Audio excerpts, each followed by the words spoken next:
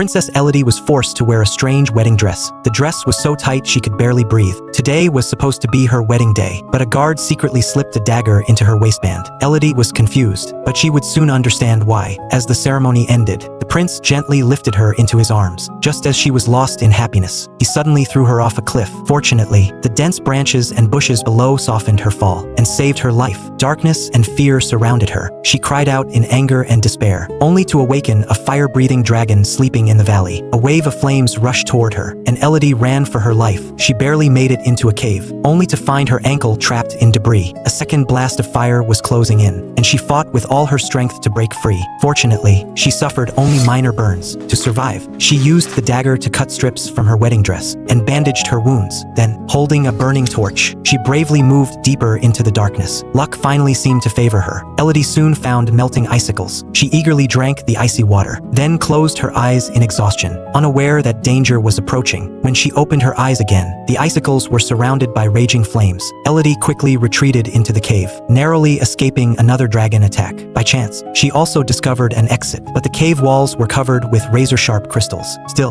her will to survive pushed her forward. Elodie tore apart her wedding dress, braided the fabric into a rope, and began climbing upward. Just when she thought she was about to escape, a deafening dragon roar echoed through the valley. Startled, she lost her footing and nearly fell into the abyss. Fortunately, she hooked a crystal with her crown, but the crystal could not bear her weight and shattered instantly. She plunged toward the valley floor, where the dragon had already opened its massive jaws, waiting for its prey. But Elodie refused to give up. Using her last strength, she hooked the rock wall again with her crown. At this life-or-death moment, she unleashed an incredible burst of determination, climbing with all her might until she finally reached the opening. However, her hope vanished instantly. Beyond the opening was another endless abyss. When she saw villagers far below, she desperately waved and called for help, but they could not hear her. Instead, she attracted the dragon's attention. The warning marks on the walls and the piles of bones around her seemed to tell the same story. There was no escape from this place. Just as Elodie closed her eyes in despair and waited for death to come, a familiar voice suddenly pierced the darkness.